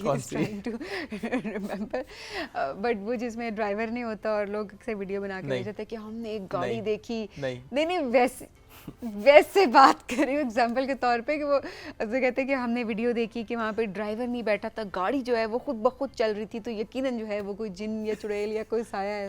آئی ایم گلیڈ آپ نے چڑیل کا بھی آپ ذکر کیا کہ صرف جن نہیں ہوتے. میں نے کہا جینڈر بیلنس کر دوں, ضروری تھا یہ, لیکن ہاں ایسی ویڈیوز بن ضرور سکتی ہیں کہ جس میں آپ 60 میٹرز دور ہیں, آپ نے وہ گاڑی چلائی اور سے سبین بھی کہہ رہے ہیں, واقعی پھر نا کانٹینٹ بنتا ہے نا کہ یہ دیکھیں اس گاڑی میں کون ہے. ایک فلم میں بھی یوز ہوئی تھی اس طرح کی گاڑی, ٹارزن میں آپ نے دیکھی ہوگی. اچھا ٹارزن فلم میں گاڑی تھی بغیر ڈرائیور کے چلتی تھی. اوکے, کہ بچپن میں دیکھی تھی, یاد نہیں, کافی سال پرانی بات ہو سکتی ہے. ویسے ٹارزن اتنی پرانی مووی تو نہیں ہے. نہیں, I mean, okay, I'm gonna watch. So, اب مجھے بتائیں کہ آپ کی اپنی ڈگری کیا ہے, اپنی ایجوکیشن کیا ہے جس نے سپورٹ کیا آپ کو اس سب میں بنانے میں؟ میں نے میٹرک کی ہوئی ہے اور ابھی میں میکینیکل سیکنڈ ایئر کا اسٹوڈنٹ ہوں, ڈپلومہ کر رہا ہوں جی سی ڈی ٹیکسا کالج کے اندر. اوکے, اور ابھی میں تھرڈ ایئر میں جاؤں گا انشاءاللہ. اچھا, ویسے آپ کا تو پھر یونیورسٹی میں بڑا نام ہوگا, ٹیچرس کے بڑے آپ چہیتے ہوں گے, کیونکہ اکثر بچے اگر کوئی لائٹ نکل آتا ہے, کوئی ایسی کوئی چیز انوینٹ کر دیتا ہے تو باقی بچوں کے نمبر کٹ جاتے ہیں وہیں پہ. تو وہ ٹیچر جو ہوتے ہیں وہ بھی شدائی ہو جاتے ہیں, ان کو ہوتا ہے کہ یہ بچہ ٹیلنٹڈ ہے اور ہم نے بس اسی پہ بہت زیادہ دھیان دینا. آپ کے ساتھ وہ والا معاملہ ہو رہا ہے؟ ابھی تو چھٹیاں ہیں کالج سے, جب جائیں گے تو پتہ چلے گا. اچھا, کتنا ٹائم ہوا سے بنے ہوئے اس کو 2 ہفتے ہو گئے. ابھی جسٹ 2 ویکس ہوئے ہیں. نائس, واہ جی واہ, 3 مہینے لگائے ہیں, ابھی صرف 2 ہفتے ہوئے ہیں, ابھی چھٹیوں میں کیا آپ نے. That's the perfect utilisation of summer break. بالکل یہی بات. واہ جی واہ. تو آپ نے اچھا گھر میں ویسے کسی کو کہا کہ آپ بیٹھیں گاڑی میں, چلاؤں گا باہر سے؟ ایک دفعہ ہوا تھا. کس کو بٹھایا تھا؟ بڑے بھائی کو بٹھایا تھا. اوکے, چیک کرنے کے لیے, ٹیسٹ ڈرائیو کے لیے. بڑے بھائی کو چیک کر رہے تھے یا گاڑی کو چیک کر رہے تھے؟ گاڑی کو چیک کر رہے تھے, بڑے بھائی کو حوصلہ چیک کر رہے تھے. دونوں چیک ہو گئے, پھر کیا ہوا؟ خود باہر تھا میں, گاڑی چلائی, آؤٹ آف کنٹرول ہو گئی. پھر وہ فٹ پاتھ پہ چڑھ گئی تھی. اور بھائی بچ گئے نا؟ بچ گئے جی, ایکسیڈنٹ کوئی نہیں ہوا تھا الحمدللہ. آپ ویسے کوئی کسی کو نہ بٹھائیں گاڑی کے اندر, آپ ویسے بھی ویسے چیک بھی کرنا ہے نا ویسے جی چلا. وہ شروع میں تھوڑا ڈر ہوتا ہے نا, پہلی دفعہ ٹیسٹ ڈرائیو کر رہے تھے کہ اچانک بند کر دیں گے کوئی اس طرح. تو آپ فل کنٹرول ہے نا بھائی؟ ابھی فلی کنٹرول. ہم کیونکہ اس کے بعد شو کے بعد ہماری کوشش یہ ہے کہ ہم ذرا اپنے سوشل میڈیا پہ, ہمارے ڈیجیٹل پہ لوگوں کو ہم دکھائیں بھی, جو کہ شو کے بعد آپ دیکھیں گے ایک آدھ ویڈیو, اگر ہم میں حوصلہ ہوا تو کریں گے انشاءاللہ. آپ کو بٹھائیں گے. آپ نے ہمارا انسٹاگرام پیج ہے rising Pakistan P T V home کے نام سے, اس کو آپ نے دیکھنا بھی. At the same time P T V home کے آفیشیل پیج پہ بھی آپ ضرور دیکھیے گا. کچھ ٹائم کے بعد آپ کو ایک ویڈیو نظر آئے گی جس میں اس گاڑی کا ڈیمو ہم آپ کو دیں گے, اس میں میں اور سبین بیٹھیں گے, گپ شپ لگائیں گے. I'll try کہ اوکے لیٹس سی کہ اس شو کے ختم ہونے تک اور یہ ویڈیو سامنے آنے تک جو ہے وہ میرا حوصلہ بلند ہوتا ہے کہ نہیں ہوتا, کیونکہ جو بھائی والی اسٹوری انہوں نے بتائی ہے میں ڈر بہت پرانی بات ہے, وہ ہفتوں پرانی بات ہے, بہت ہفتہ اور 2 ہفتے بنائے ہوئے صرف ہوئے ہیں, تو تھوڑا سا ڈر ور تو ظاہر لگتا ہے, لیکن آپ کی انوویشن پہ ٹرسٹ بہت ہے ہمیں, یقین رکھیں انشاءاللہ. انشاءاللہ. نہیں آپ بہت آگے جائیں گے ماشاءاللہ. سبحان, تھینک یو ویری مچ, ساتھ موجود تھے آپ, it was great having you. لیکن ابھی کچھ دیر آپ کو یہاں بیٹھنا پڑے گا. ہم اس سے پہلے کہ آپ لوگوں سے اجازت لیں, ہمارے تک بہت سی تصویریں پہنچنا شروع ہو چکی ہیں, پوسٹرز آنا شروع ہو چکے ہیں, جو کمپٹیشن چل رہا ہے. تو ایک پوسٹر ہم آپ کو دکھا دیتے ہیں کہ یہ پوسٹر آیا ہے جناب, عائشہ نور نے پوسٹر بنایا ہے. کلاس 4 کی یہ اسٹوڈنٹ ہیں, 10 سال ان کی ایج ہے. پینٹنگ یعنی انہوں نے بنائی ہے for P T V Rising Pakistan. Right جی, اور ان کا اسکول ہے H8 میں, اور یہ زبردست پوسٹر انہوں نے بنایا جی. Thank you Ayesha Noor for sending this poster to us. اور ہم نے کہا ناظرین تک پہنچاتے ہیں یہ کہ ہمارے چھوٹے چھوٹے بچے بہت ٹیلنٹڈ ہیں, بڑا اچھا کام کر رہے ہیں, آپ پینٹنگ کر رہے ہیں. ڈیٹیلز چیک کریں اس میں, سب سے بڑی بات کہ کتنی ڈیٹیلنگ ہے. اور سمر بریک چل رہی ہے بچوں کی, تو یہ اچھی بات ہے کہ وہ ذرا پروڈکٹیو اس کا استعمال کریں. تو آپ بھی ذرا ہمیں بھیجیں اس طرح کا. آئے ہیں کچھ اور لوگوں نے بھیجے ہیں سبھی, ہم تک ہم ذرا اسکرین پہ دکھاتے بھی ہیں. بالکل. فاطمہ ضیاء نے ہمیں جناب بھیجا ہے, تو سب سے پہلے ہم فاطمہ ضیاء کا آپ کو کام دکھائیں گے. اوکے جی, ہیپی انڈیپینڈنس ڈے, پاکستان زندہ باد. یہ ہم تک پہنچا ہے. اور اس کے علاوہ ہم آپ کو دکھاتے ہیں جناب انشرا فاطمہ کا بھی کچھ کام ہم تک پہنچا ہے. نام بڑا یونیک ہے, لیٹس سی کام کتنا یونیک ہے ان کا. انشرا فاطمہ. انشرا فاطمہ, ارے واہ زبردست. ہو سکتا ہے ہم نام مکس کر جائیں پینٹنگ کے ساتھ ساتھ, تو جس کی جو پینٹنگ ہے وہ سمجھ جائے گا. آلرائٹ جی, وی ہیو مارخ کی بھی ہمارے پاس پینٹنگ ہے, وہ بھی آپ کو دکھائیں گے. اس کے بعد لیلا کی پینٹنگ بھی ہے, وہ آپ کو دکھائیں گے. اور ہمارے پاس اسما اکبر کی بھی ہے, وہ بھی آپ کو دکھائیں گے. اور جب آپ سرن ویلی دیکھیں گے تو وہ ہوگی جناب نصیبہ ملک کی. یہ بیسیکلی سلائیڈز ہیں کچھ، انہوں نے آگے چل کے دکھاتے ہیں ہم آپ کو. چونکہ ہم نے کہا تھا کہ اگر پاکستانی خوبصورتی آپ دنیا تک پہنچانا چاہتے ہیں تو اپنے علاقے کی کچھ ویڈیوز شیئر کریں. آپ کو سبھی پتہ ہے کہ سرن ویلی ویسے بھی خاصی وائرل ہے. کچھ لوگ لاسٹ ایئر گئے بھی تھے سرن ویلی میں، ان کا اپنا اپنا ایکسپیرینس ہے. تو سرن ویلی از بیوٹیفل. بہت سے لوگ وہاں پہ جاتے ہیں، خواہش رکھتے ہیں، گروپ کے ساتھ جاتے ہیں، انجوائے کر کے آتے ہیں. وہاں کے راستے بہت پیارے ہیں، وہاں کے چشمے بہت خوبصورت ہیں، وہاں کا راستہ بہت ایکسیسیبل ہے. تو آپ وہاں پہ گئی تھیں. لیکن جو بھی ہے اسلام آباد سے جب جا رہے ہوتے ہیں تو اگر لوگ آپ کو بتاتے ہیں نا بس یہ 2 گھنٹے ہیں، ارے سادی سی بات ہے، بس خوبصورت سی جگہ ہے، بس پہنچنے والا 2.5 گھنٹے. ارے نہیں دیکھیں سرن ویلی اسلام آباد سے صرف 5 منٹ کی دوری پر ہے اگر آپ ہیلی کاپٹر پر جائیں تو. Very funny. صبح صبح بہت ٹھنڈ ہو رہی ہے. آپ سرن ویلی کی پکچر دکھاتے ہیں. Okay ji, this is the place where we my family trip went. The place was quite good. The view was awesome. That's great. جی سرن ویلی. سرن ویلی واقعی ویسے خوبصورت ہے. میں نہیں گیا سرن ویلی چونکہ کچھ لوگ گئے تھے اور انہوں نے مجھے منع کر دیا تھا، اس لیے میں نہیں جا سکا. نہیں اچھی ہے، ایسی کوئی بات نہیں ہے، لیکن تھوڑا ریئلسٹک گول اگر سیٹ کر کے جائیں تو بہت ضروری ہے. آپ کو ایک پروفیشنل کسی ٹور گائیڈ کے ساتھ آپ کو جانا چاہیے. آپ خود نہیں گئے ہوئے تو آپ کو کیا پتا، لیکن ہم ساتھ ساتھ آپ کو کہ پانی وہاں پہ بڑا زبردست ہے. اور یہ دیکھیں جی پیاری سے انہوں نے پریزنٹیشن سے بنا کے بھیجی ہوئی 3 4 5 پکچرز کی، اور ساتھ انہوں نے ڈسکرپشن بھی سینڈ کی ہوئی ہے. بٹ بات میں یہی کری تھی کہ دیکھیں جگہ ہماری بہت خوبصورت ہے، لیکن ظاہر ہے اگر آپ گھر سے یہ سوچ کے جائیں اور آپ کو یہ بتایا جا رہا ہو کہ بس 2 گھنٹے 2.5 گھنٹے اتنا راستہ، اس سے زیادہ راستہ نہیں ہے، تو اوبیسلی جب اس کو 6 گھنٹے میں وہ تبدیل ہو جائے راستہ. اچھا 6 گھنٹے بھی نہیں لگتے. I don't know why we exaggerate. اچھا let me explain this. Shoaib میں ایگزیجریٹ نہیں کری، شاید میں تھوڑا سا اس کو تھوڑا کم کر کے آپ کو بتا رہی ہوں. But this is what happens. اگر آپ اچھی گاڑی، اچھے ڈرائیور، اچھے گائیڈ کے ساتھ ہیں، مے بی راستہ واقعی بہت کم ہو، بٹ یہ ہے کہ آپ کو صحیح راستہ پتہ ہونا بہت ضروری ہے. اور تبھی دیکھیں آپ ایک اچھے ایکسپیرینس لے کے واپس نہیں آتے اور پھر آپ کس دوسرے کو بتا رہے ہو تو آپ کہتے ہیں وہاں نہ جائیں، جس طرح سے میں نے آپ کو بتایا. بٹ اس کا مطلب ہرگز یہ نہیں ہے کہ وہ جگہ خوبصورت نہیں ہے. وہ جگہ بہت خوبصورت ہے، آپ کا ایکسپیرینس اچھا نہیں رہا، وہ خوبصورت نہیں رہا. اٹس بیکاز آپ اچھی پلاننگ کے ساتھ نہیں گئے، اچھی صحیح انفارمیشن کے ساتھ نہیں گئے. That's very true. With this میں ایک سوال چھوٹا سا پوچھنا سبین سے. سبین یہاں سے نتھیا کے لیے کتنی دیر کا راستہ ہے؟ میں بہت پہلے گئی تھی، بٹ آئی تھنک 3 گھنٹے اتنا ہی ہوگا. میکسیمم 3 گھنٹے. ہاں میکسیمم 3 گھنٹے اتنا ہی ہوگا، مطلب 2.5 3 اس طرح سے اتنے گھنٹے لگتے ہوں گے، زیادہ نہیں لگتا ٹائم. تو صحیح ہے. اچھا ویسے سبحان سے بھی ہم پوچھتے ہیں، سوال کا مقصد بھی تھا کوئی نا. اچھا کیا سوری فرمائیں سوال کا مقصد بے مقصد سوالات ہوتے ہیں اکثر، تو میں نے کہا شاید یہ بھی بے مقصد سوال. میرا سوال پوچھنے کا مقصد ہے کہ یہ با مقصد سوال تھا خواتین و حضرات. اس کا پورا ایک ملاحظہ بلڈ کروں گا، کیسے آگے بڑھتے ہیں ملاحظہ کریں. وہ ہوا یہ کہ میں نے اپنی فیملی کو لے کر جانا تھا نتھیا گلی. میری خالہ آئی ہوئی تھی تو میں نے ان کو کہا کہ 1 گھنٹہ جان کے کہنا تھا کہ مان جائے نا. اب وہی ہے، وہ انہی جیسے لوگ ہیں جنہوں نے سرن ویلی پہ تو پھر بھگتا ہے میں نے بعد میں بھی تک ذلیل ہو رہا ہوں. نہیں تو ایسے ہی ہونا چاہیے. مطلب 1 گھنٹہ کہاں، 1 گھنٹہ تو مری کا بھی راستہ نہیں ہے، اس میں بھی گھنٹہ ہی ہے. نہیں شعیب آپ ٹریفک اور اس کو ریئلسٹک پلاننگ کے ساتھ جائیں تو 1.5 گھنٹہ 1.5 گھنٹہ آپ کا لگ جاتا ہے. آدھا گھنٹہ اوپر نیچے ہو جاتا ہے. چلو آدھا گھنٹہ کی تو مارجن دو نا. مری کا نا باؤنڈری سٹارٹ ہو جاتی ہے. جی جی بالکل ایسا ہی ہے. تو اینیویز یہ بات آپ کی درست ہے. جس جگہ کے پہنچنے کا جتنا راستہ ہوتا ہے، جہاں پہ آپ کو لگتا ہے کہ وہاں پہ روڈ خراب ہے یا تھوڑا راستہ بڑھ جائے گا، تو پلیز وہ ایگزیکٹلی بتائیں so that we can plan according. اچھا سبحان سے بھی ایک پوچھا. سبحان آپ ویسے تو آپ واہ کینٹ سے ہیں، لیکن آپ کو پاکستان کا کون سا علاقہ ایسا ہے جہاں پر آپ فریکوینٹلی وزٹ کرتے ہیں؟ یعنی دوسرا پیارا علاقہ آپ کی نظر میں کون سا ہے؟ کون سا ہے؟ مانسیرا. اوہ دی سرن ویلی از دیئر. بالکل جی بالکل جی. میرا گاؤں بھی وہی ہے نا. سرن ویلی نہیں ایبٹ آباد. ایبٹ آباد آپ کا گاؤں ہے. اوکے. سرن ویلی آپ گئے ہوئے؟ ایک دفعہ گیا تھا. ایک دفعہ آپ گئے تھے، کیسا آپ کا ایکسپیرینس تھا؟ بہت مزہ آیا، مطلب بہت اچھا تھا. آپ ایبٹ آباد سے گئے ہوں گے نا؟ جی ایبٹ آباد سے قریب بھی ہے. بالکل. کوئی گیا تھا اسلام آباد کے دوسرے کونے سے تو اس کے لیے تو ویسے اسلام آباد کراس کرنا بھی گھنٹے کا ہوتا ہے. کتنے گھنٹے لگتے ہیں ویسے ایبٹ آباد سے؟ ایبٹ آباد سے تقریباً ہاں تقریباً. اچھا مطلب یہ تو اسی طرح جس طرح اسلام آباد پہلے گئے تھے، کچھ یاد بھی نہیں ہے نا. اچھا کافی ٹائم ہو گیا، یاد بھی کچھ نہیں ہے ان کو، تو چلیں ٹھیک ہے. حافظہ کمزور ہے. نہیں حافظہ کمزور نہیں ہے، خود کہہ رہی تھی میں نتھیا کے لیے بہت پہلے گئی تھی، نہیں یاد اس طرح سے نہیں یاد ہوتا نا. اچھا ٹھیک ہے ہاں بالکل ایسے ہی ہے. سو مارجن دیا کریں نا آپ سب کو. نہیں یاد رہتا، مجھے خود یاد نہیں. واقعی والوں کو ہم مارجن دیں گے، کوئی بات ضروری ہے، ہم دے سکتے ہیں. ضروری ہے واقعی والوں کو مارجن دینا ضروری ہے. بالکل محنت کرتے کام کر رہے ہوتے ہیں، گھومنے پھرنے میں ٹائم تھوڑی لگا رہے ہوتے ہیں. بالکل ایسے سرن ویلی چلے گئے.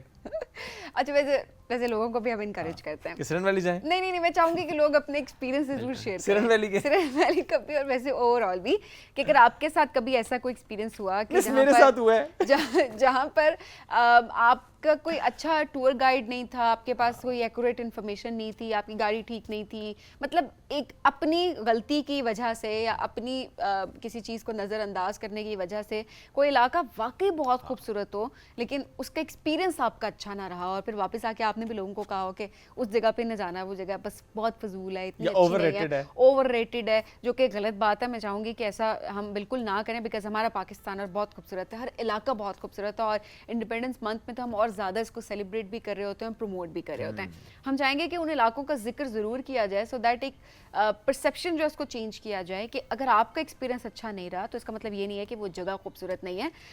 हमारा पूरा मुल्क बहुत खूबसूरत है। तो आज आपने हमें व्हाट्सएप करना है, पिक्चर्स भी हमसे शेयर करनी है और कल जो है हम आपसे तस्वीरों के साथ और आपकी कहानी के साथ प्रोग्राम में एक जो सेगमेंट है उसका शेयर करेंगे। बस मैं एक छोटी सी बात ऐड करता हूँ, सभी के अक्सर ये होता है ना कि जो आपने very rightly said, planning it's very very important. होता है कि आजकल इस्लामाबाद के जो रहने वाले हैं वो मोस्टली ट्रेल्स का रुख कर रहे हैं। वाई? बिकॉज ट्रेल्स पे बहुत अच्छा पानी आया हुआ है, 5 हो 4 हो या बाकी ट्रेल्स हो, तो उसमें हो ये रहा है कि वो लोग वीडियोस देखते हैं फ़ौरन से पहुंच जाते हैं। माय पॉइंट इज़ कि वीकडे में जाएं, अर्ली मॉर्निंग जाएं तो आपको वाकई खूबसूरती उस तरीके से नजर आएगी, वरना आपको कीचड़ मिलेगा और वरना आप स्लिप भी हो सकते हैं। सो एक आपसे इजाज़त लेते हैं, दोबारा मुलाकात कल करेंगे। अल्लाह हाफ़िज़।